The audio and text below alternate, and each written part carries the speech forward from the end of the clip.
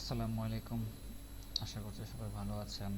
আমি আজকে যে টিউটোরিয়ালটা তৈরি করবো সেটা হচ্ছে রিয়েক্টের লেটেস্ট ভার্সন এবং রিয়েক্ট রাউটার ডোমের লেটেস্ট ভার্সনের যে রাউটিং সিস্টেমটা সেটা নিয়ে। এটা নিয়ে শুরুতে সবাই অনেক হিমঝিম খাচ্ছে বা ঝামেলা পড়তেছে, আর আনলিমিটেড এরর তো আছেই। তো আমি এখানে শর্টকাটে বুঝিয়ে দিব জাস্ট কীভাবে রাউটিংটা করতে হয়, অর্থাৎ রুলসগুলো সিস্টেমটা দেখাই দিব। প্রথমে আমি রিয়েক্ট ইনস্টল করে নিচ্ছি। সিএমডি দিয়ে আমি এই ফোল্ডার পাতে গেলাম। ফোল্ডার পাতে এখানে আমার একটা নোটপ্যাডে রিয়েক্টের প্রয়োজনীয় যে কমান্ড মোটামুটি যেগুলো যেগুলো প্রয়োজন আমি এগুলো সেভ করে রাখি যেন কাজের সুবিধার জন্য ওগুলো সেভ রাখি। এখানে আমি অ্যাপসের নাম দেব আর city react latest latest router আর ইউটি, আচ্ছা ঠিক আছে রাউটিং। যেহেতু আপনারা জানেন রিয়েক্ট ইনস্টল হওয়ার জন্য কিছুটা সময় নেয়, তাই আমি কিছু 2-4 মিনিটের জন্য ভিডিওটা স্কিপ করতেছি। হ্যাঁ, আমাদের অ্যাপসটা ইনস্টল হয়ে গেছে। তো অ্যাপস যেহেতু ইনস্টল হয়ে গেছে, এবার অ্যাপসের সিডি দিয়ে আমি ডিরেক্টরিতে ঢুকবো। রিয়েক্ট লেটেস্ট রাউটিং, এখানে রাউটিং এর স্পেলিংটা ভুল ছিল। তো যেভাবেই অ্যাপসটা ক্রিয়েট হয়েছে আমি সেই নাম দিয়ে ঢুকলাম।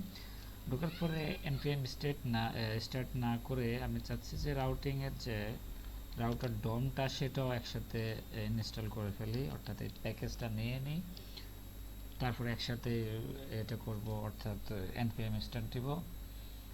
এখানে রাউটারের জন্য এখানে বেশি কিছু আসলে করতে হয় না। আমাদের অ্যাপ ইন্ডেক্স ডট জেএসএ একটা কোড দিতে হয় আর বেসিক কিছু কাজ করতে হয়, জাস্ট বুঝে নিতে হবে এটুকুই। তো npm স্টার্ট দিয়ে দিচ্ছি। npm স্টার্ট কিছু একটা সময় নেবে, অন্তত 1 মিনিট সময় নেবে ওপেন হওয়ার জন্য। আমি ভিডিওটা আবার একটু স্কিপ করতেছি। হ্যাঁ, মোটামুটি সার্ভারে চলে আসছে, অর্থাৎ আমাদের রিয়েক্ট অ্যাপসটা চলে আসছে। হ্যাঁ, আরেকটু সময় নিচ্ছে লোডিংয়ের জন্য।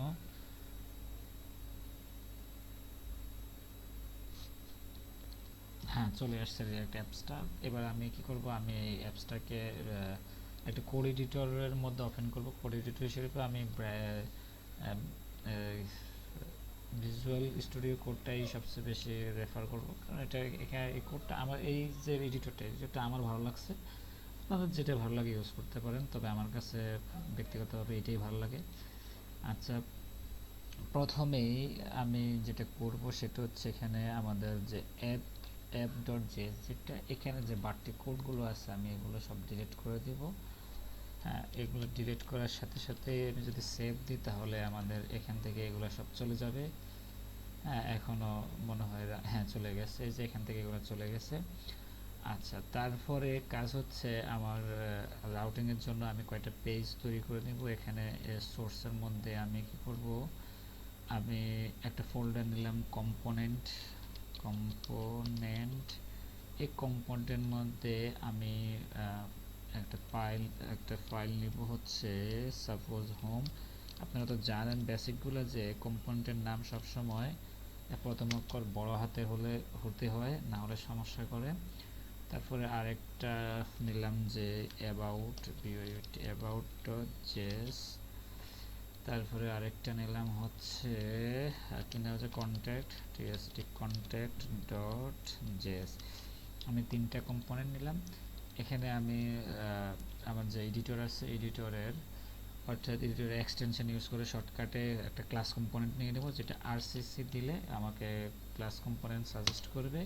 ক্লাস কম্পোনেন্ট ক্রিয়েট হয়ে গেছে। আমি এখানে জাস্ট h1 দিয়ে একটা হেডিং দিয়ে দিস ইজ অ্যাবাউট পেজ। এই কন্টেন্টটা আমি অন্য কম্পোনেন্টগুলোতে ইউজ করব।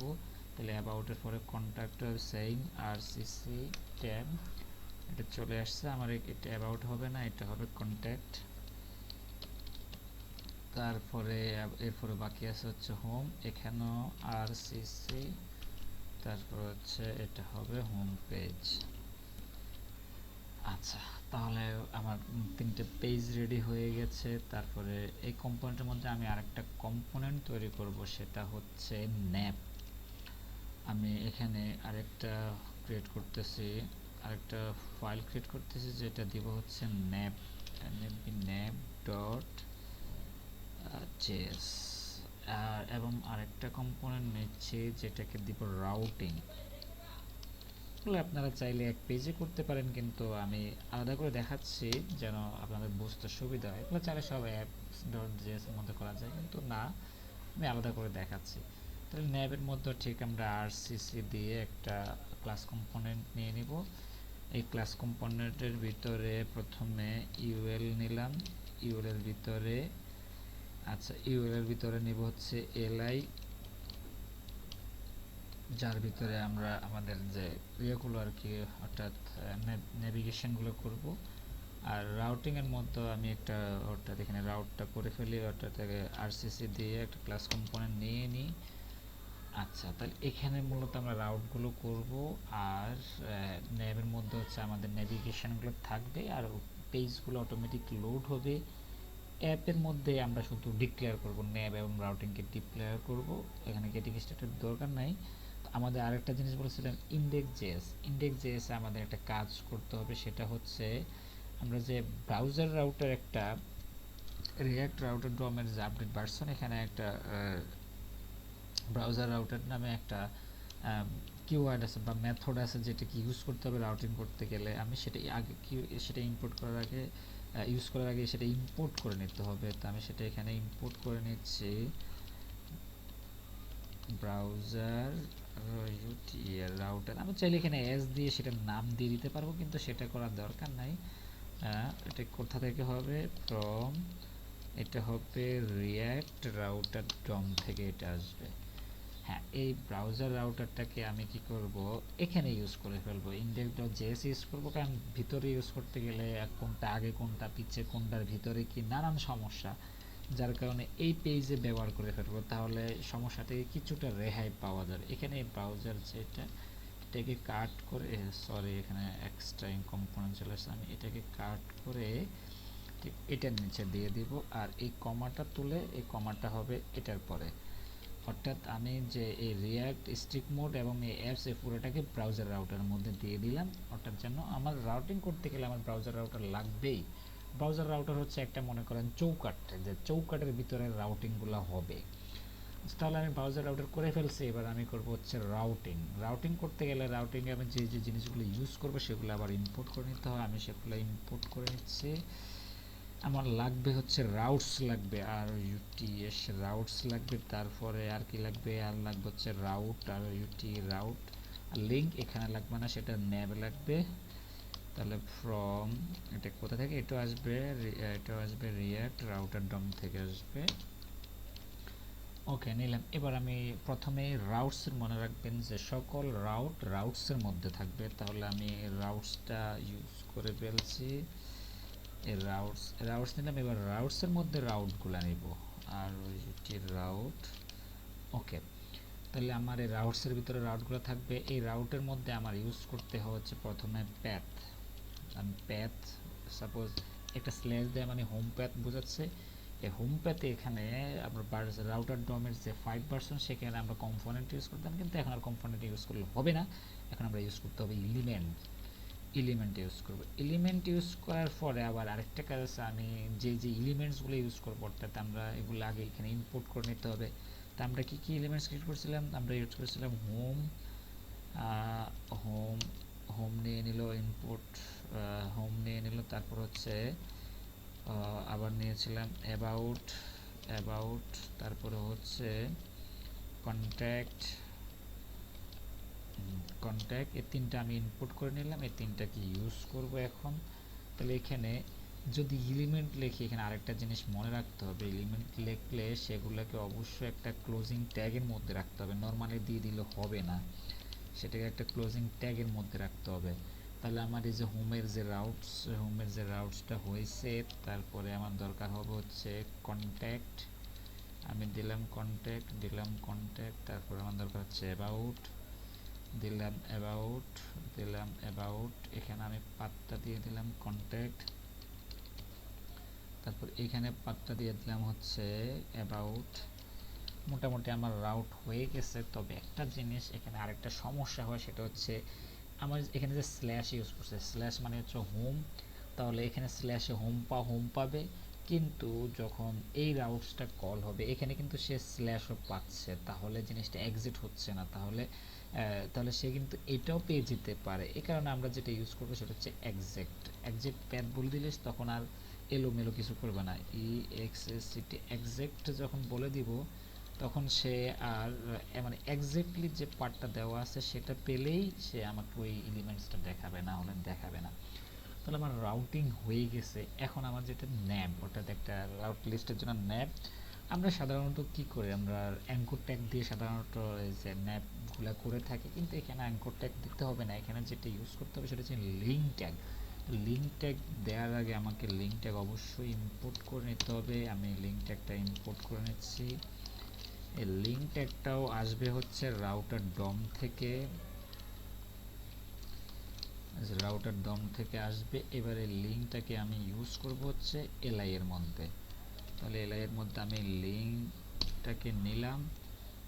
হ্যাঁ, লিঙ্ক ট্যাগের মধ্যে হচ্ছে আমরা তো অ্যাঙ্কর ট্যাগের মধ্যে এ দিয়ে কাজ, অর্থাৎ HREF দিয়ে আমরা সেখানে লিঙ্কটা বলে দিতাম, কিন্তু এখানে ইউজ করতে হবে টু, অর্থাৎ টু দিয়ে টু এর মধ্যে আমরা যে প্যাথটা আছে সেটা এখানে বলে দিব, তাহলে আমাদের সেই প্যাথ অনুযায়ী চলে যাবে। আমরা তাহলে প্যাথ কি আমাদের হোমের পাথ ছিল হচ্ছে এটা, হ্যাঁ, আর হচ্ছে এই লাইনটাকে আমরা কয়টা কপি করব, এক দুই, আচ্ছা তিন, মোট আমাদের তিনটা লাইন। তাহলে তিনটা লাইন, এখানে তিনটা লাইন এই জায়গায় হবে হচ্ছে আমার এই পার্টটা, অর্থাৎ প্রথম যেটা সেটাকে আমি দেব হচ্ছে হোম হোম, তারপরে দ্বিতীয়টাকে দিব হচ্ছে অ্যাবাউট, তারপর তৃতীয়টাকে দিব হচ্ছে কন্ট্যাক্ট, তারপরে এখানে আমি আবার বলে দিব হচ্ছে অ্যাবাউট, তারপরে বলে দিব হচ্ছে কন্ট্যাক্ট। মোটামুটি আমার রাউটিংটা ওকে। দেখি আমাদের আউটপুট কি, আউটপুটে কোনো রেজাল্ট আসে নাই, কারণ আমরা অ্যাপ.js এ কিছু বলি নাই। আমাদের ফুল রিঅ্যাক্টের যে অ্যাপসটা সেটা পুরোপুরি অ্যাপ.js থেকে আসে, এখানে আমাদের অ্যাপ.js খালিতে, এখানে কিছু নাই। তাহলে আমরা এখানে কি আনবো, রাউটিংগুলো আনবো এবং যে ন্যাপগুলো আনবো। তাহলে অবশ্যই আমাকে ইম্পোর্ট করে নিতে হবে। আমি ন্যাপটা ইম্পোর্ট করে নিলাম, কম্পোনেন্ট থেকে ন্যাপ ইম্পোর্ট করে নিলাম, তারপর হচ্ছে রাউটিং ইম্পোর্ট করে নিচ্ছি, এই যে কম্পোনেন্ট থেকে রাউটিংটা ইম্পোর্ট করে নিলাম। এরপরে রাউটিংটাকে আমি এখানে কল করে দিচ্ছি, রাউটিং, হ্যাঁ রাউটিংটাকে কল করে দিলাম। তারপর হচ্ছে ন্যাপটাকে কল করে দিচ্ছি, ন্যাপ ন্যাপটাকে কল করে দিলাম। এবার দেখি আমাদের আউটপুটে কি আসে। এখন পর্যন্ত এই যে চলে আসছে। এখানে যেহেতু আমরা সিএসএস নিয়ে কোনো কাজ করি নাই, সেই কারণে আমাদের এই যে লিস্টগুলো এরকম এলোমেলো আকারে আসছে। সেখানে আরেকটা জিনিস দেখি লিঙ্কগুলো কাজ করে কিনা। হোমে তো আসেই, অ্যাবাউট দিলাম, অ্যাবাউটে গেল, কন্ট্যাক্ট দিলাম, কন্ট্যাক্টে গেল, কিন্তু একটা জিনিস দেখেন যেখানে আমার পেজের কন্টেন্টটা উপরে উঠে গেছে, ন্যাপটা নিচে নেমে গেছে। এটা এটা আসলে তেমন কিছুই না। আমরা ন্যাপটাকে এখানে উপরে তুলে দিই, রাউটিংটাকে নিচে রাখি, তাহলে আর সমস্যা করবে না, এটা নিচেই থাকবে। আচ্ছা, এই যে এখন আমাদের যে ন্যাপগুলো এগুলো উপরে উঠে গেছে। হোমে ক্লিক দিলে হোম যাচ্ছে, তারপরে অ্যাবাউটে ক্লিক দিলে অ্যাবাউটে যাচ্ছে, কন্ট্যাক্টে ক্লিক দিলে কন্ট্যাক্টে যাচ্ছে।